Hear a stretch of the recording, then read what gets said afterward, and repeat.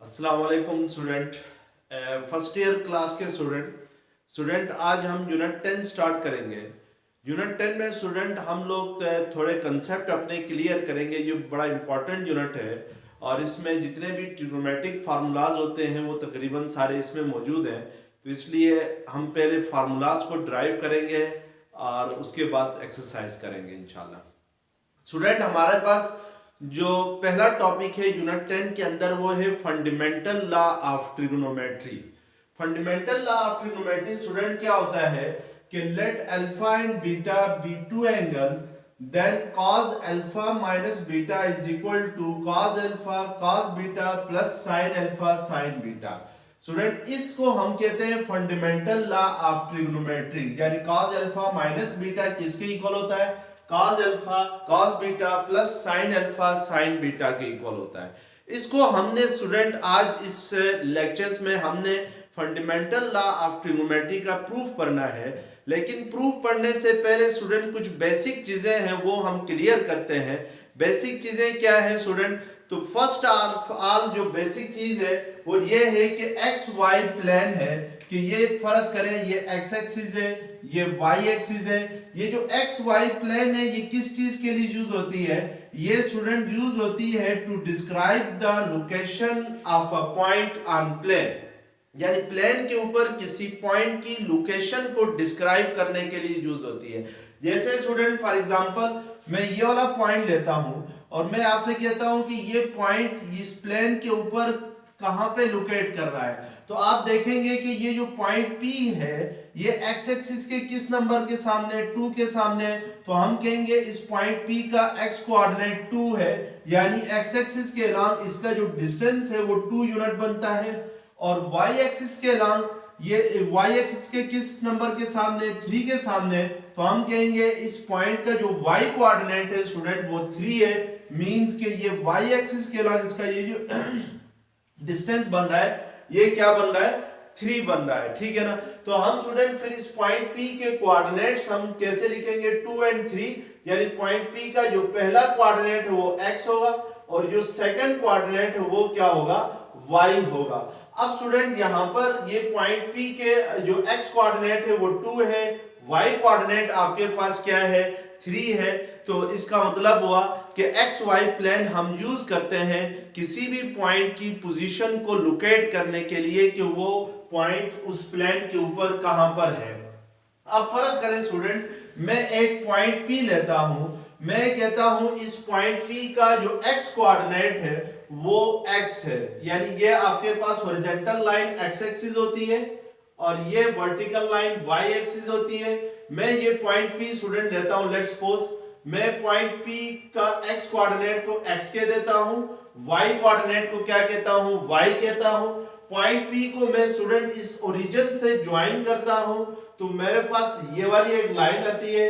ये लाइन जो x axis के साथ जो एंगल बना रही है उसको लेट्स सपोज आप क्या कह दें? अल्फा कह दें। अब स्टूडेंट हम देखेंगे कि इस पॉइंट P का x कोऑर्डिनेट क्या है और y कोऑर्डिनेट क्या है फिगर के अंदर। उसके लिए देखें हम इस पॉइंट P से एक परपेंडिकुलर ड्रा करेंगे। ये परपेंडिकुलर एक्स एक्सिस को यहां पे कट करेगा, यहां से लेकर ओरिजिन तक ये इसका x कोऑर्डिनेट होगा और ये जो वर्टिकल लाइन है ये वाली ये क्या होगी स्टूडेंट? y कोऑर्डिनेट होगी। इट मींस कि इस पॉइंट P का x कोऑर्डिनेट है x और y कोऑर्डिनेट है y। अब स्टूडेंट यहां पे देखें जैसे ही आप ये परपेंडिकुलर ड्रा करते हैं, लेट्स सपोज मैं इस परपेंडिकुलर को PM का नाम देता हूं, तो ये जो OPM है ये आपके पास एक राइट एंगल ट्रायंगल बन रही है। इस राइट एंगल ट्रायंगल के अंदर ये वाला जो एंगल है स्टूडेंट ये आपके पास क्या है? ये आपके पास 90 डिग्री का है।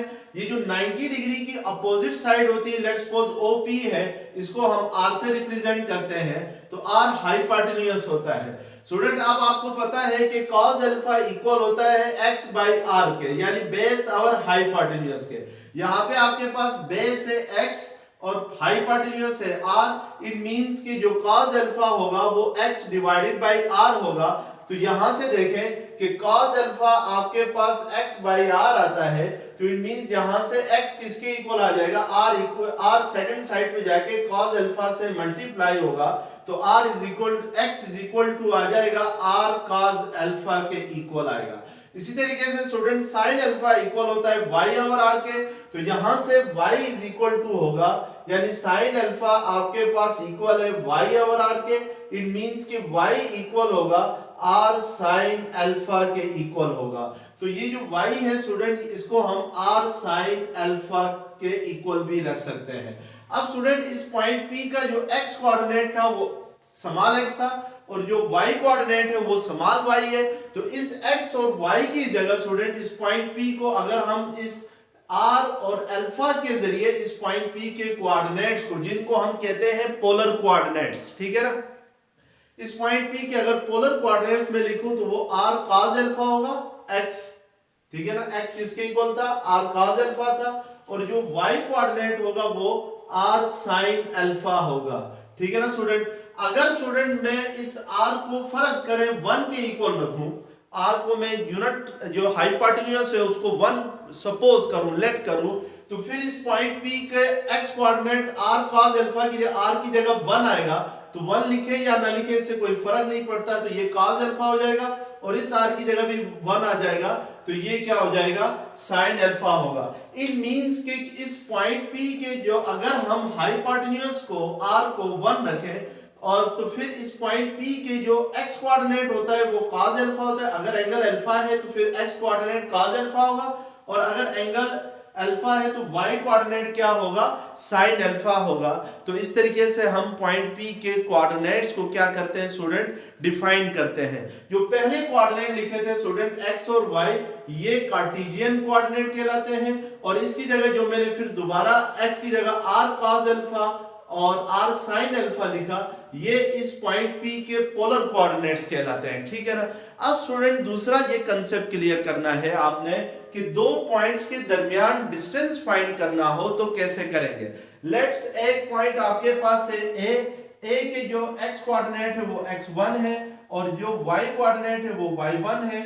दूसरा पॉइंट है स्टूडेंट b, इसका x कोऑर्डिनेट x2 है और y कोऑर्डिनेट क्या है, y2 है, और आपने इन दोनों के दरमियान ये डिस्टेंस फाइंड करना हो a टू b, तो उसको हम डिस्टेंस फार्मूले के जरिए फाइंड करते हैं। वो किसके इक्वल होता है, under root x2 minus x1 whole square, यानी x कोऑर्डिनेट का डिफरेंस लेना है और फिर उसका स्क्वायर अंडर रूट के अंदर, फिर y2 plus y2 minus y1 whole square, यानी y कोऑर्डिनेट का डिफरेंस लेना है और फिर उनका स्क्वायर करना है अंडर रूट के अंदर। तो ये डिस्टेंस फार्मूला भी हम इसके प्रूफ में यूज करेंगे। तो आइए स्टूडेंट अब हम फंडामेंटल लॉ ऑफ ट्रिग्नोमेट्री का प्रूफ करते हैं। फंडामेंटल लॉ ऑफ ट्रिग्नोमेट्री का प्रूफ करने के लिए स्टूडेंट सबसे पहले आपने लेट अ यूनिट सर्कल, आपने एक यूनिट सर्कल को सपोज करना है। Let a unit circle, let a unit circle, unit circle वो होता है स्टूडेंट जिसमें रेडियस किसके इक्वल हो, 1 के इक्वल हो। हमने यानी एक ये लेट्स सपोज आपके पास x एक्सिस है ये, और ये आपके पास y एक्सिस है। आप एक यूनिट सर्कल ले लें और सर्कल इस तरह ले लें कि उसकी जो सेंटर बनती है वो एक्स वाई प्लेन का सेंटर हो, ठीक है ना, यानी ये इस सर्कल का जो सेंटर बने वो एक्स वाई प्लेन का सर्कल, एक्स वाई प्लेन का ओरिजिन जो है वो सर्कल का सेंटर बन जाए। ये फर्ज करें आपके पास एक्स एक्सिस है और ये क्या है आपके पास वाई एक्सिस है और ये इसका सेंटर है, ओरिजिन है एक्स वाई प्लेन का और इस सर्कल का सेंटर भी यही है। लेट अ यूनिट सर्कल, हमने एक यूनिट सर्कल लिया।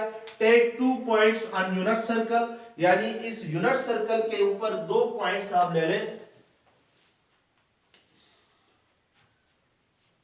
Take points A and B on unit circle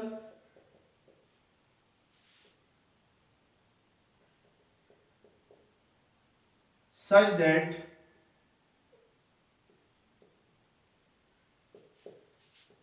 A max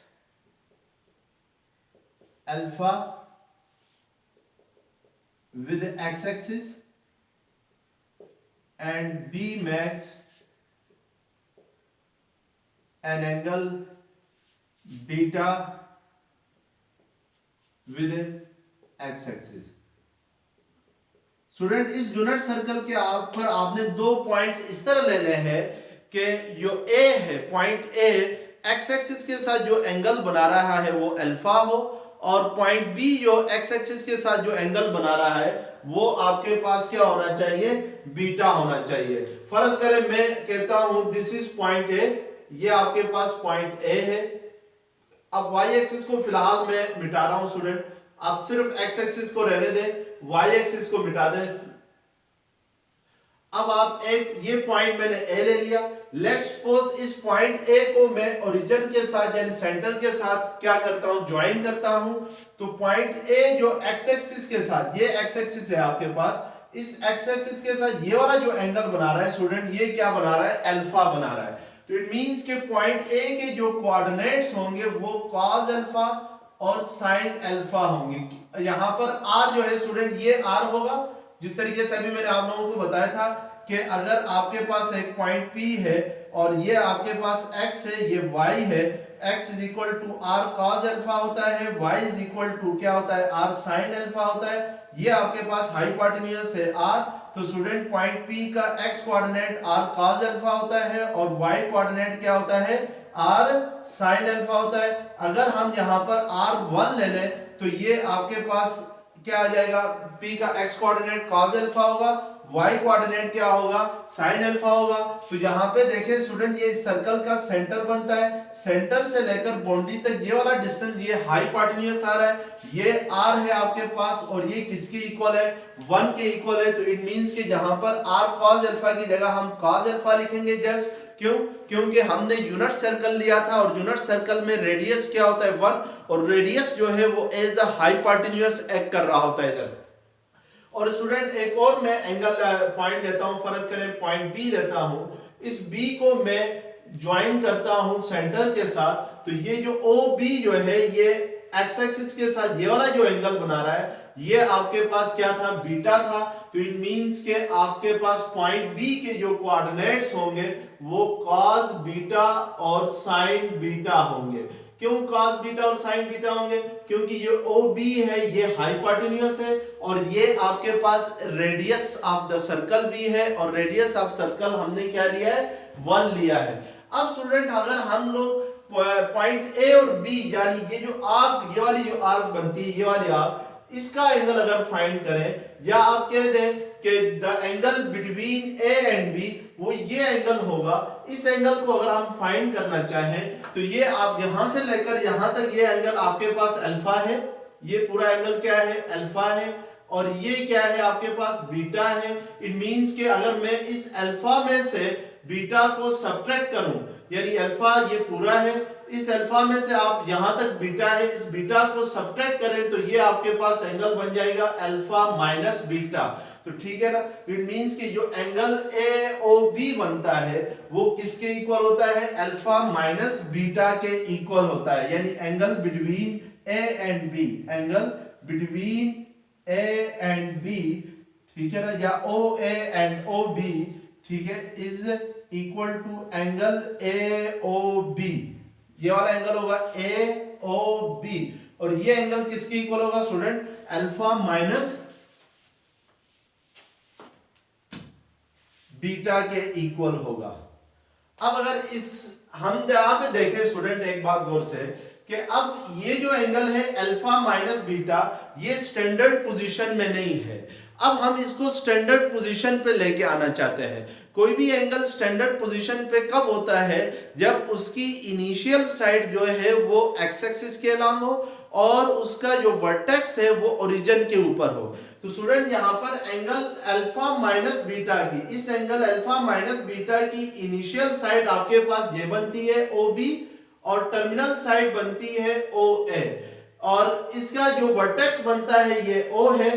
तो स्टूडेंट यहाँ पे देखें इस एंगल अल्फा माइनस बीटा का जो वर्टेक्स है वो XY प्लेन के ओरिजिन के ऊपर है, ठीक है ना, वर्टेक्स एट ओ पर है, लेकिन इसकी जो इनिशियल साइड है ओ बी, ये टर्मिनल से जो इनिशियल साइड है वो इस एक्स एक्सिस के अलोंग नहीं है।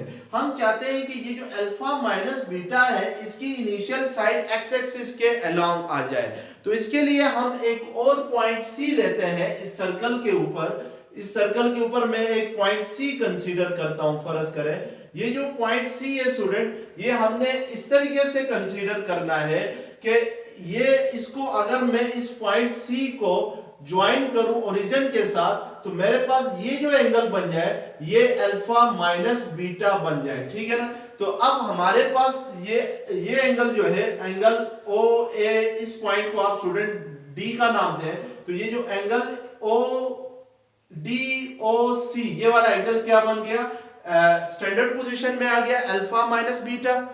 अब स्टूडेंट जाहिर बात है ओ सी क्या है, रेडियस ऑफ द सर्कल है, तो इसकी बुनियाद पर मैं अगर सी के कोऑर्डिनेट्स को लिखूं तो सी के कोऑर्डिनेट्स जो होंगे, एक्स कोऑर्डिनेट होगा cos अल्फा माइनस बीटा होगा। यहाँ पे देखें जब एंगल होता था अल्फा तो उस वक्त ए के कोऑर्डिनेट्स क्या होते थे, cos अल्फा और sin अल्फा होते थे। अब एंगल है सी, यानी सी ओ सी जो एंगल बना रहा है एक्स एक्सिस के साथ वो अल्फा माइनस बीटा है, तो इसका x coordinate cos alpha minus beta होगा और वाई कोऑर्डिनेट जो होगा वो sin अल्फा माइनस बीटा होगा। अब स्टूडेंट आपके पास ये जो एंगल आ गया अल्फा माइनस बीटा, ये एंगल किसके, ये एंगल कौन सा एंगल आ गया, ये स्टैंडर्ड पोजीशन में आ गया। अब यहां पर देखें स्टूडेंट हमारे पास टोटल 3 एंगल्स हैं, एक है अल्फा, दूसरा है बीटा और तीसरा एंगल है अल्फा माइनस बीटा है। अब ये तीनों एंगल्स, ये वाला एंगल अल्फा, इसकी इनिशियल साइड है ये एक्स एक्सिस के अलोंग है, इट मींस कि ये एंगल अल्फा किस में है, स्टैंडर्ड पोजीशन में। ये जो एंगल बीटा है इसकी भी इनिशियल साइड कौन सी बन रही है, ओ एक्स ओ डी बन रही है और टर्मिनल साइड कौन सी बन रही है, ओ बी बन रही है। तो इट मींस ये एंगल बीटा भी किस में, स्टैंडर्ड पोजीशन में। और ये जो एंगल अल्फा माइनस बीटा है इसकी भी initial side O D X axis के अलोंग है और इसकी जो वर्टेक्स है वो ओरिजिन के ऊपर है। इट मींस कि ये अल्फा माइनस बीटा भी क्या है, स्टैंडर्ड पोजीशन पर है। ठीक है ना, अब हम कह सकते हैं कि as alpha beta and alpha minus beta are in standard position, are in standard position. ठीक है ना स्टूडेंट। अब स्टूडेंट मैंने क्या करना है कि यहां पे जरा गौर से देखें, जैसे आपको पता है कि ए और बी के दरमियान ये जो आर्क ए बी है ये एंगल सबटेंड कर रही है, ये क्या बना रही है, अल्फा माइनस बीटा बना रही है। इसका मतलब है अगर, और आर्क ये सी डी जो है, ये वाली सी डी आर्क, ये भी क्या एंगल बना रही है, ये भी है, इसका भी एंगल अल्फा माइनस बीटा है। अगर ये दोनों आर्क्स इक्वल हैं तो फिर इसका मतलब है इन दोनों आर्क्स के दरमियान ये जो डिस्टेंस होगा ए से बी तक, ये डिस्टेंस हर हाल में इक्वल होना चाहिए ए से डी तक। ये वाला डिस्टेंस, ये दोनों डिस्टेंस आपस में क्या होने चाहिए, इक्वल होने चाहिए। क्यों, क्योंकि ये सेम एंगल सबटेंड कर रही है at the centre of the circle. जो एंगल बना रही है वो क्या बना रही है, सेम बना रही है। तो इट मींस कि मैं कह सकता हूं कि as A B is equal to होगा सी डी। अब ए बी, ए के कोऑर्डिनेट स्टूडेंट हमें पता है cos अल्फा और sin अल्फा है, बी के जो कोऑर्डिनेट्स है वो cos बीटा और क्या है, sin बीटा है। तो इट मींस कि मैंने अभी आप लोगों को डिस्टेंस फार्मूला लिखवाया था। डिस्टेंस फार्मूला क्या था, अगर a के कोऑर्डिनेट्स x1 y1 हो, b के कोऑर्डिनेट्स x2 और y2 हो, तो इनके दरमियान जो डिस्टेंस होगा वो डिस्टेंस किसके इक्वल होगा, under root x2 minus x1 whole square plus y2 minus y1 whole square के इक्वल होगा। तो यहां पर स्टूडेंट ए बी का अगर हमने डिस्टेंस फाइंड करना हो तो ए बी का जो एक्स, ए का जो एक्स कोऑर्डिनेट है वो आपके पास cos अल्फा है यानी x1 cos अल्फा है, और जो y कोऑर्डिनेट है जिसको हम y1 से रिप्रेजेंट करेंगे वो sin अल्फा है। b का x कोऑर्डिनेट जिसको हम x2 से रिप्रेजेंट करेंगे वो cos बीटा है, और y कोऑर्डिनेट को हम y2 से रिप्रेजेंट करेंगे, ये साइन बीटा है, तो इट मींस के डिस्टेंस फार्मूला के मुताबिक under root x2 minus x1 whole square plus y2 minus y1 whole square की जगह आप लिखेंगे student cos beta minus cos alpha whole square plus sine beta minus sine alpha whole square, क्योंकि यहां पर x1 और y1 की जगह cos अल्फा साइन अल्फा है, x2 और y2 की जगह cos बीटा और साइन बीटा है। अब सेकंड साइड पे स्टूडेंट देखें, आपने डिस्टेंस फाइंड करना है between c and d। c का जो x कोऑर्डिनेट है वो आपके पास cos अल्फा माइनस बीटा है और जो y कोऑर्डिनेट है वो sin अल्फा माइनस बीटा है। और d का स्टूडेंट यहां पर मैंने कोऑर्डिनेट नहीं लिखे, तो यहां से देखें ये सर्कल का सेंटर बनता है, d जो लाई कर रहा है वो x एक्सिस के ऊपर है, इसका मतलब है सर्कल के सेंटर से लेकर बाउंड्री तक जो डिस्टेंस होगा वो रेडियस होगा और वो किसके इक्वल होता है, 1 के इक्वल होता है। इट मींस इस d का x कोऑर्डिनेट 1 है और d क्योंकि x एक्सिस के ऊपर लाई कर रहा है तो इट मींस इसका y कोऑर्डिनेट क्या होगा, 0 होगा।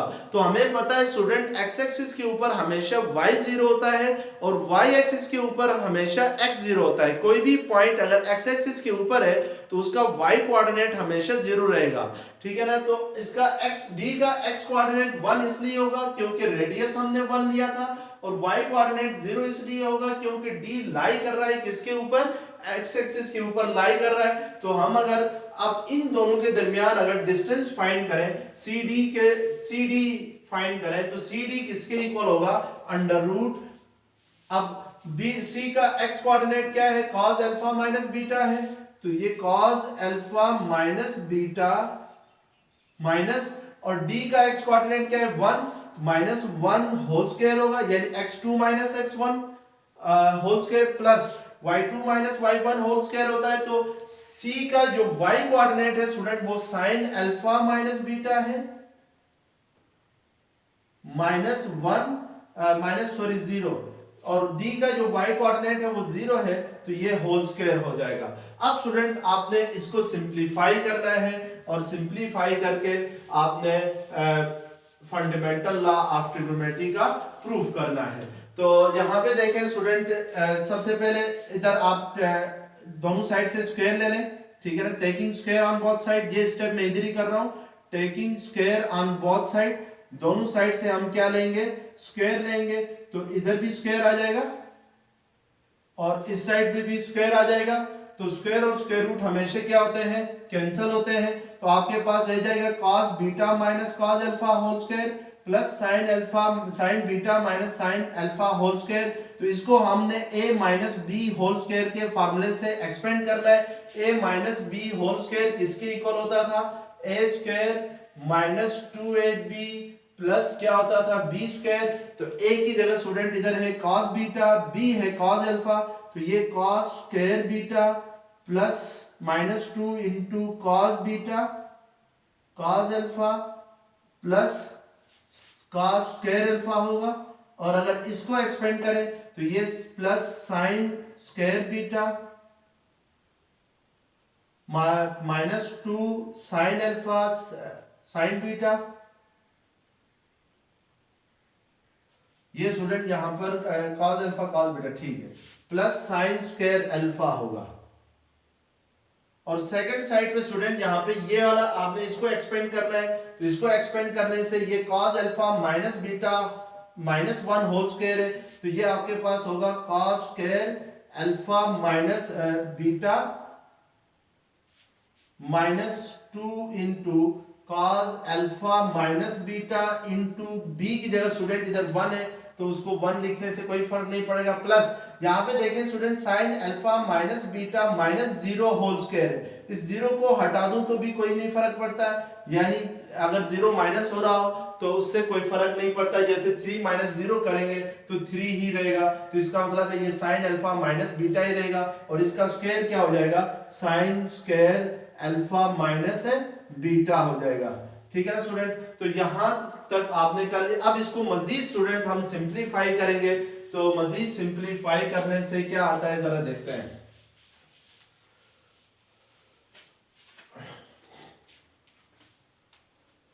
अब स्टूडेंट यहाँ पे देखें, ये cos स्क्वायर बीटा है और ये प्लस साइन स्क्वायर बीटा है।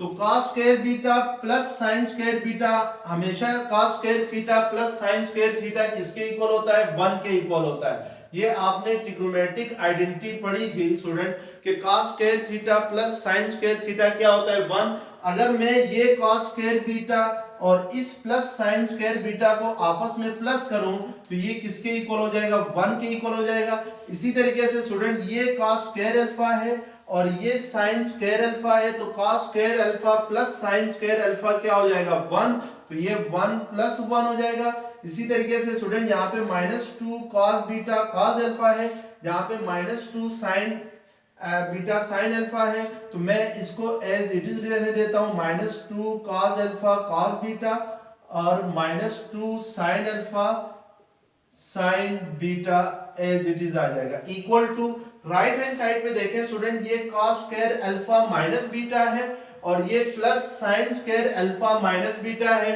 तो by this identity cos square theta plus sine square theta क्या होता है? 1। इन दोनों को अगर हम ऐड करें तो दोनों में एंगल सेम है, इसमें भी अल्फा माइनस बीटा है, इसमें भी अल्फा माइनस बीटा है, तो cos square alpha minus beta plus sine square alpha minus beta क्या हो जाएगा? 1 के इक्वल आ जाएगा। और 1 -2 cos अल्फा माइनस बीटा आ जाएगा।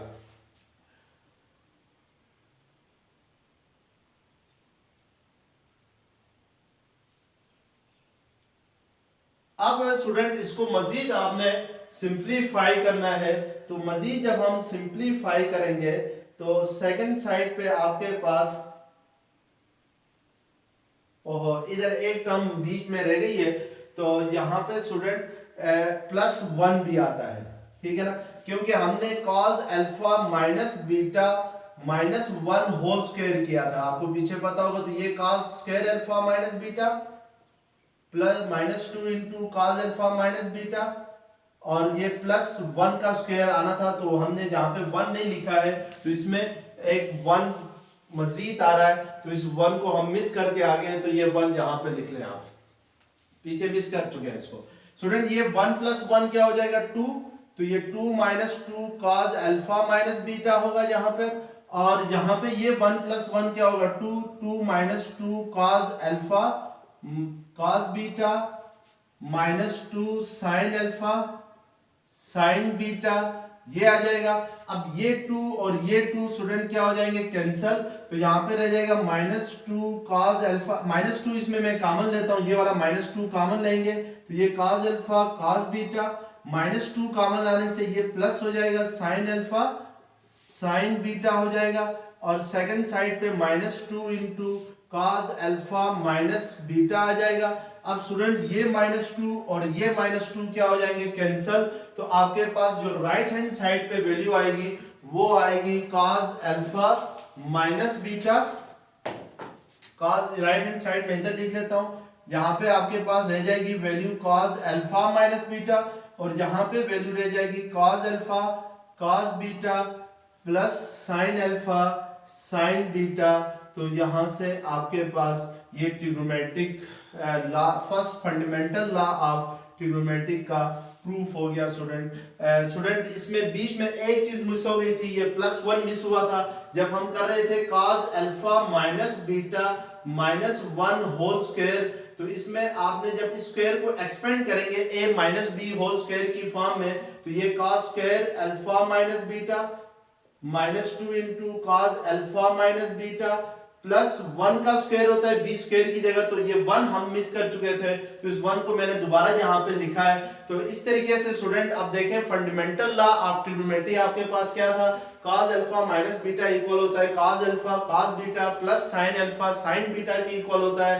तो इसका प्रूफ हमने कर लिया। तो ये फंडामेंटल लॉ ऑफ ट्रिग्नोमेट्री होता है। तो स्टूडेंट अगर ये लेक्चर्स आपको पसंद आ गया है तो प्लीज़ चैनल्स को सब्सक्राइब कीजिएगा। Thank you very much. मेरा चैनल है student math lectures by professor Salim, तो इसको देखिएगा, इसको शेयर कीजिएगा, कमेंट्स कीजिएगा, और अगर कोई चीज़ समझ में नहीं आती है तो कमेंट्स में ज़रूर पूछ लीजिएगा, तो मैं उसको इंशाल्लाह दूर करने की कोशिश करूँगा। Thank you very much.